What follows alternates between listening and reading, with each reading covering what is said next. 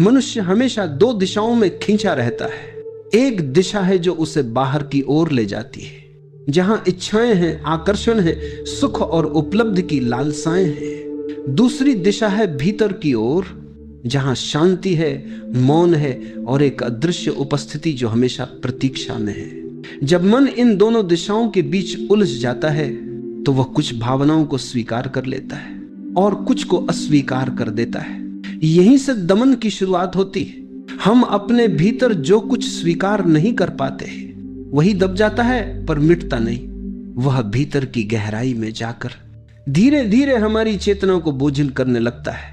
दमन हमेशा भीतर अंधेरा बढ़ाता है और जो भीतर दबा है वही बाहर हमारे व्यवहार, शब्द और निर्णयों में झलकने लगता है। तंत्र कहता है जिसे तुम दबाते हो वही तुम्हें बांधता है और जिसे तुम देख लेते हो वह स्वतः मुक्त हो जाता है। इसलिए पहला कदम है देखना, ना तो उसे स्वीकार करना ना अस्वीकार करना है। बस साक्षी बनकर देखना कि भीतर क्या हो रहा है।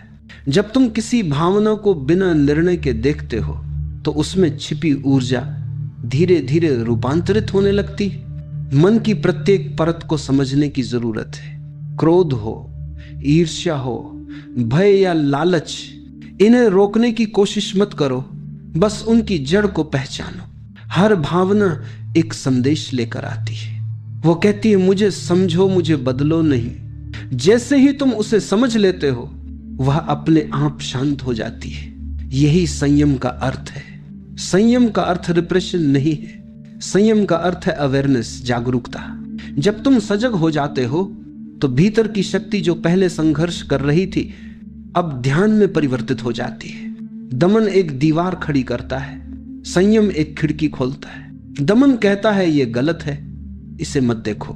संयम कहता है इसे देखो, समझो, पर इसके गुलाम मत बनो। जब कोई व्यक्ति दमन छोड़ देता है और हर अनुभव को ध्यान से देखना सीख लेता है तो उसका मन धीरे धीरे स्वच्छ होने लगता है। वह जो पहले दबा था अब प्रकाश में आ जाता है और प्रकाश में कुछ भी टिकता नहीं, न भय, न क्रोध, न भ्रम। सब पिघल जाता है जैसे सूरज की गर्मी में बर्फ।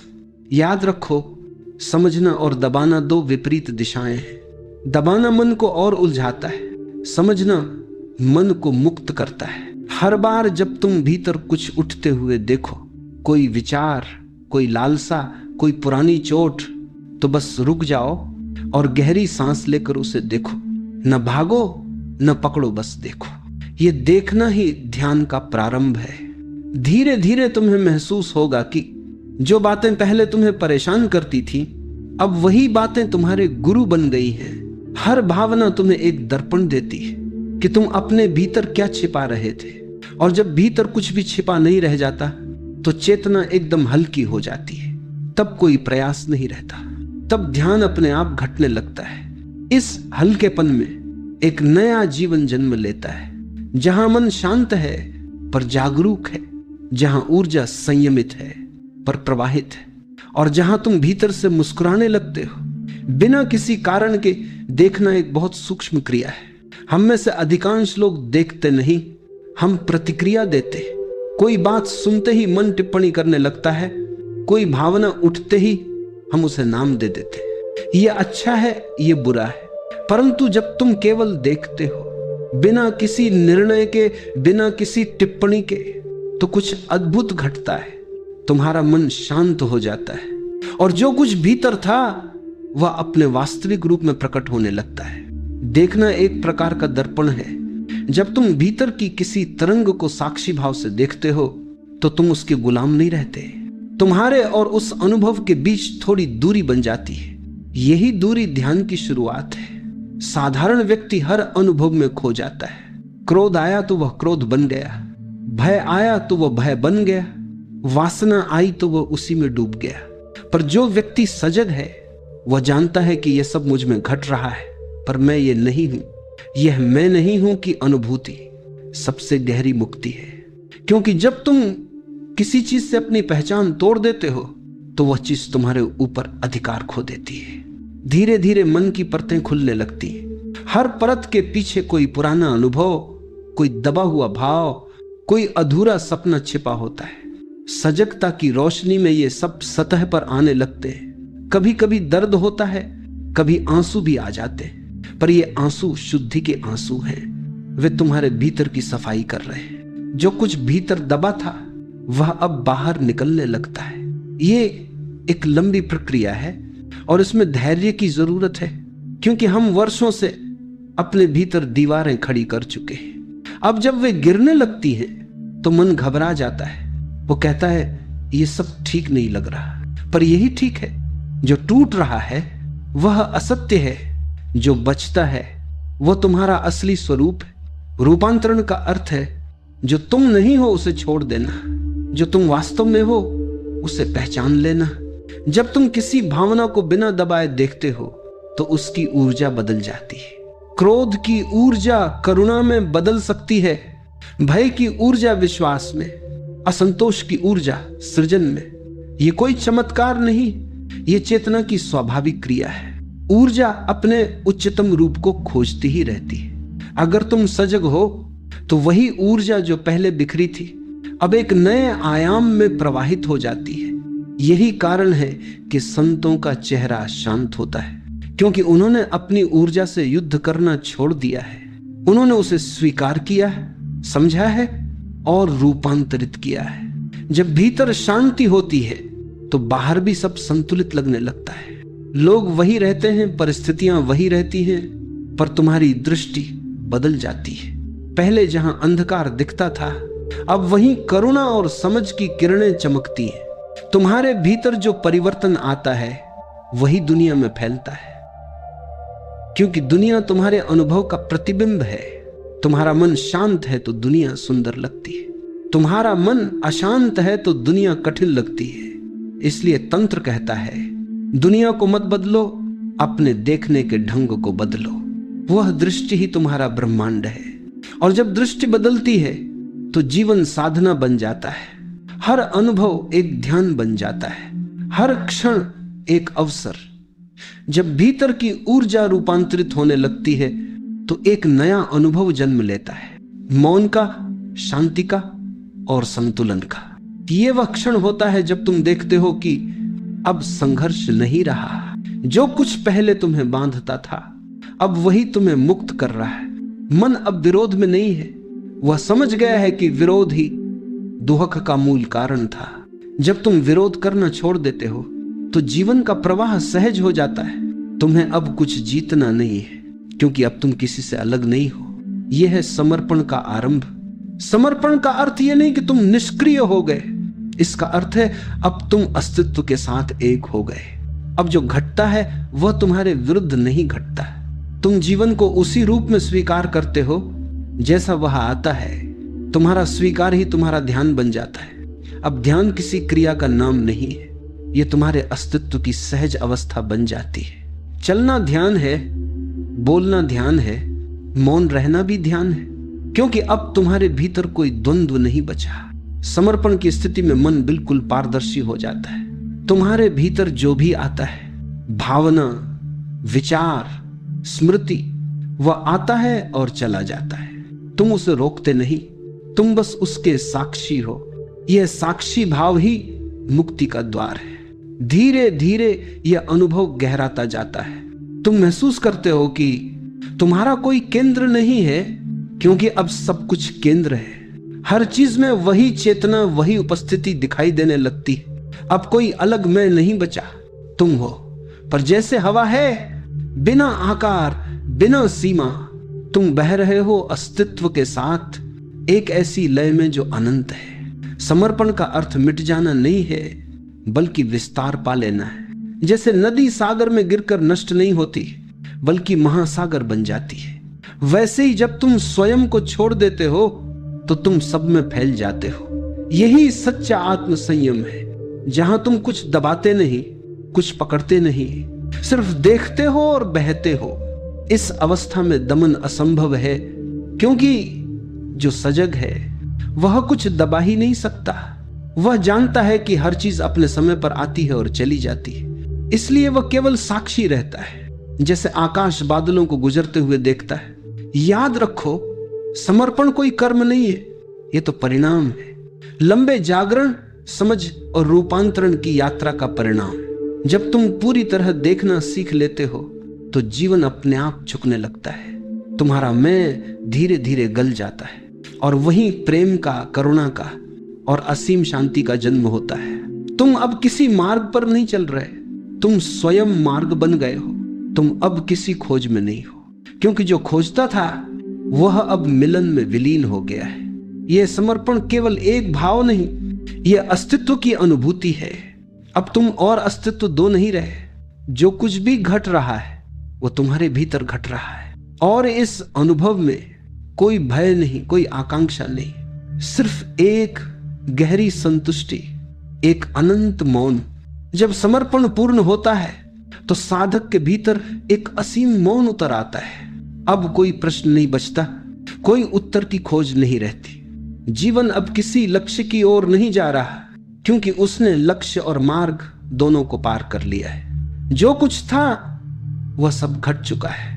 अब केवल एक स्थिरता है। जैसे गंगा समुद्र में मिलकर ठहर जाती है, वैसे ही चेतना अपने स्रोत में विलीन हो जाती है। समर्पण के बाद जो घटता है वही समाधि है। समाधि का अर्थ है पूर्ण संतुलन, पूर्ण शांति, पूर्ण एकत्व। यह वह अवस्था है जहां मैं का अस्तित्व समाप्त हो जाता है।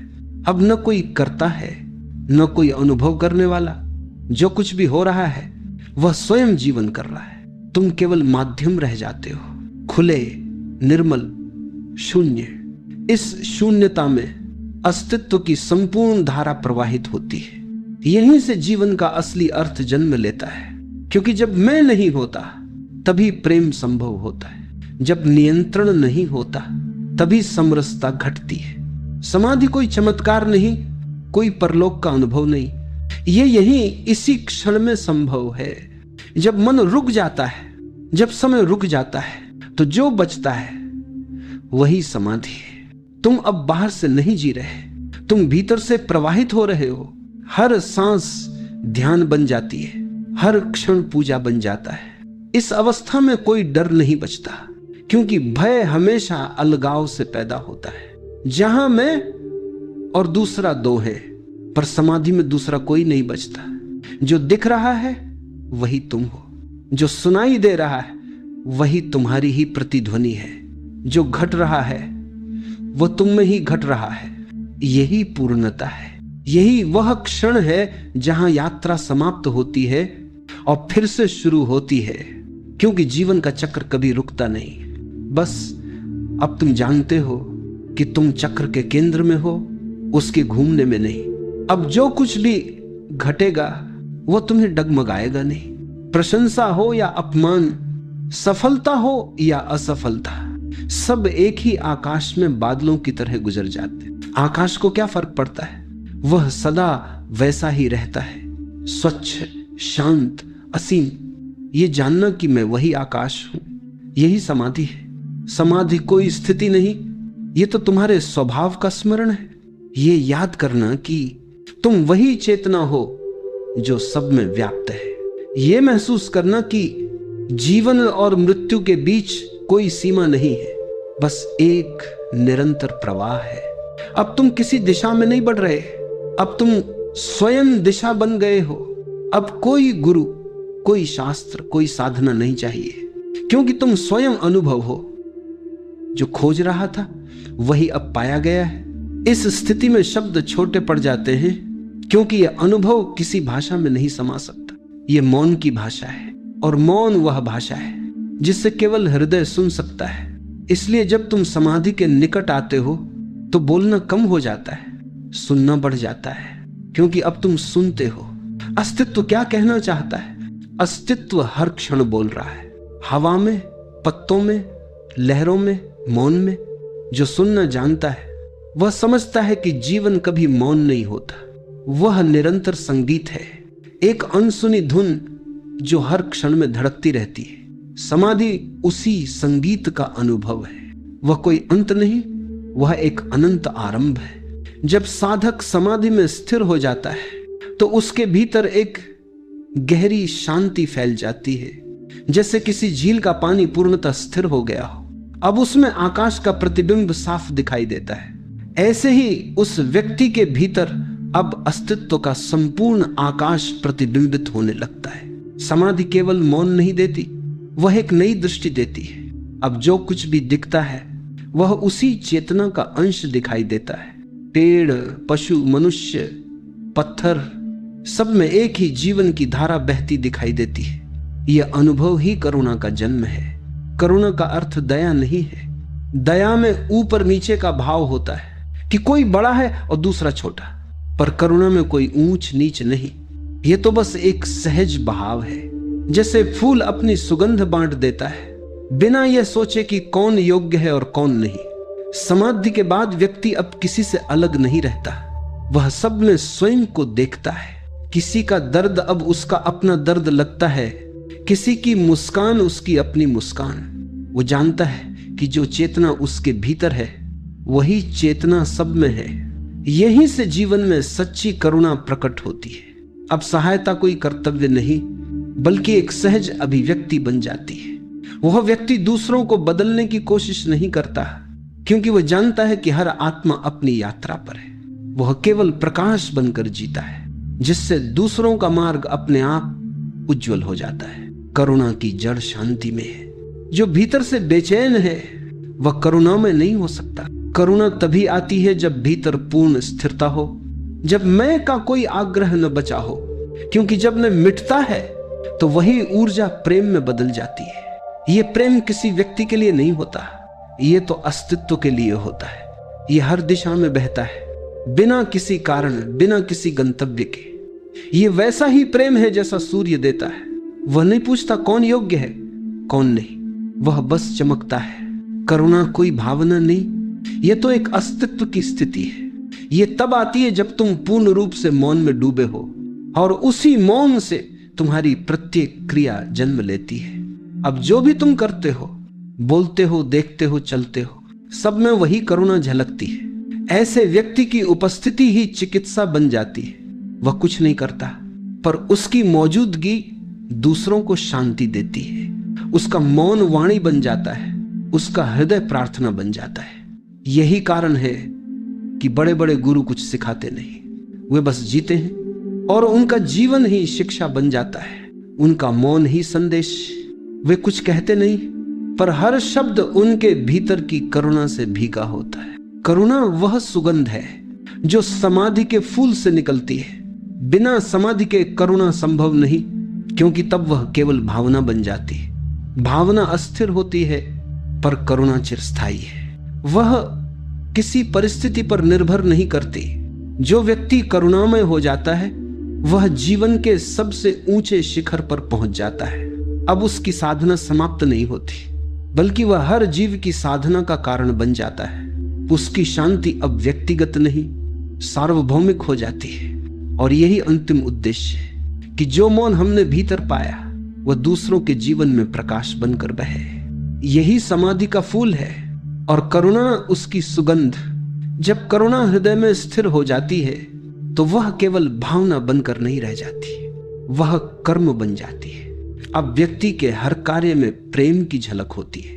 उसके हाथ अब हिंसा नहीं जानते, उसकी आंखें अब दोष नहीं खोजती, उसके शब्द अब चुभते नहीं बल्कि मरहम बन जाते।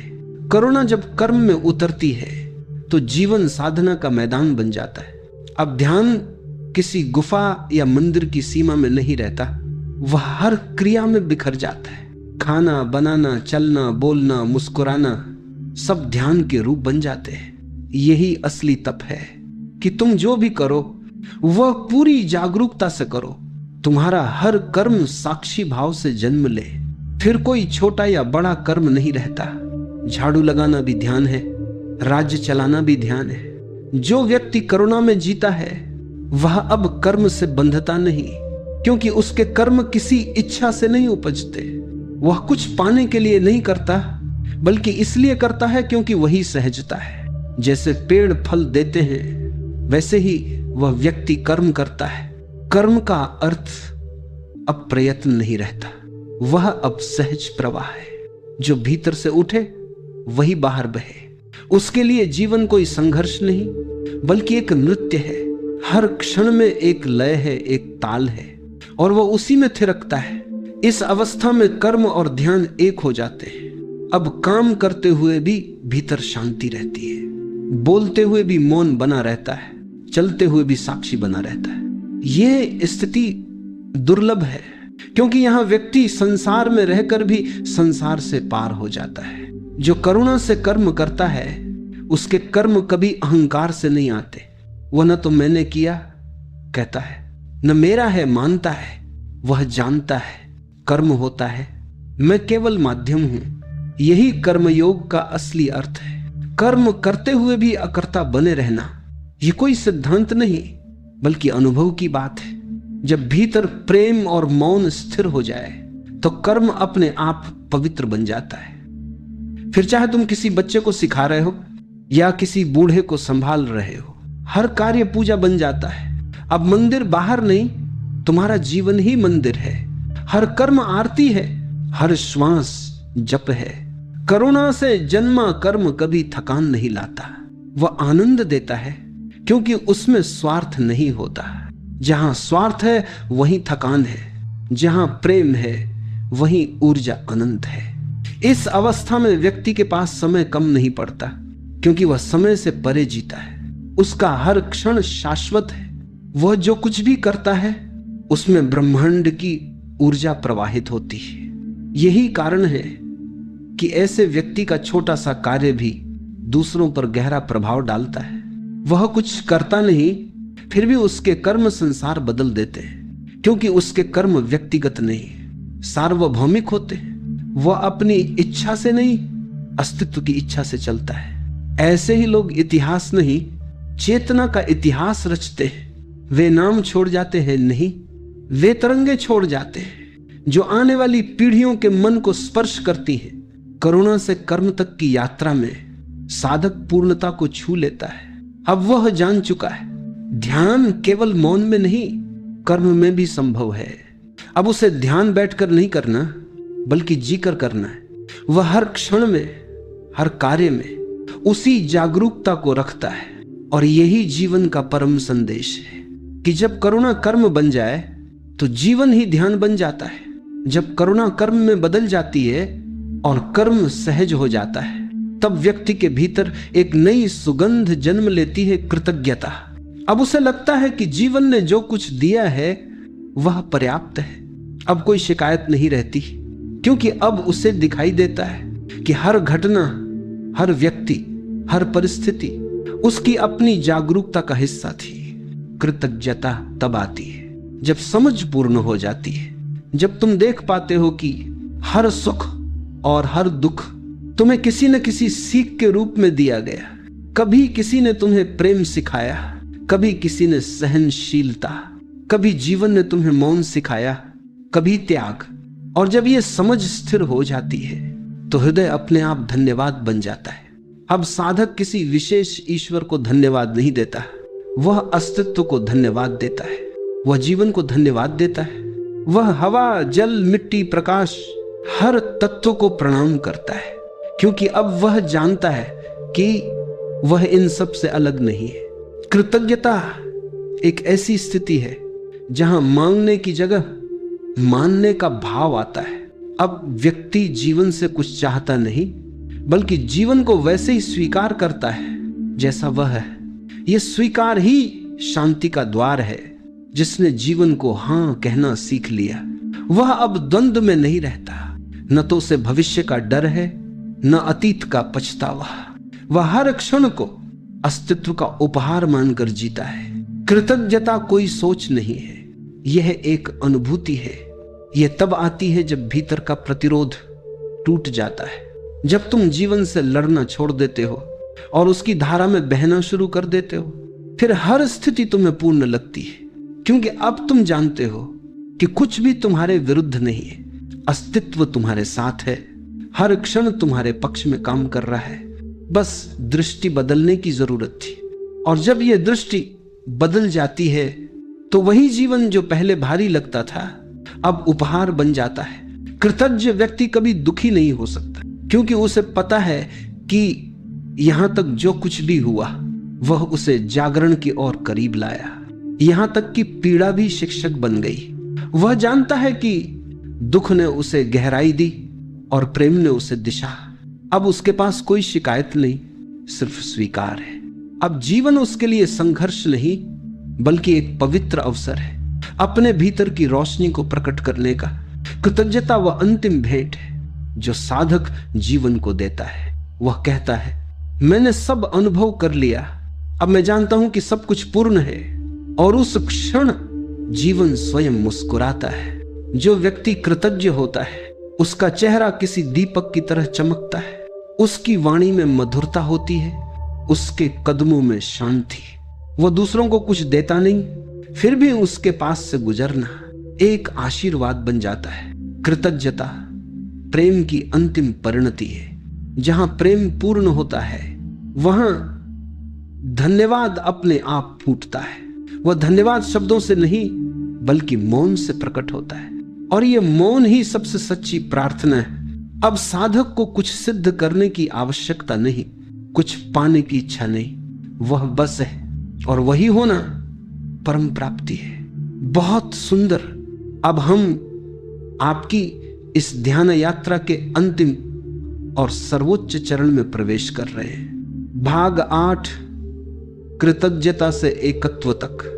यह वह बिंदु है जहां साधक और अस्तित्व के बीच अब कोई भेद नहीं रह जाता। यह वह क्षण है जब खोज समाप्त हो जाती है और केवल होना शेष रह जाता है।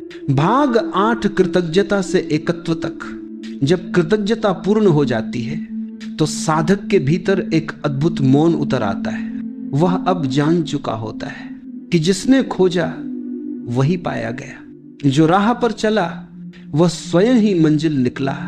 अब कोई मैं नहीं बचता, कोई तू नहीं बचता, बल्कि जीवन स्वयं को उसी के रूप में जी रहा है। यही एकत्व है। यह कोई उपलब्धि नहीं बल्कि स्वभाव की स्मृति है। यह वह पहचान है जो हर जन्म में साथ रहती है पर भुला दी जाती है। अब साधक जान चुका है कि अलगाव कभी था ही नहीं। वह जो दूसरों में देखता था वह उसका ही विस्तार था।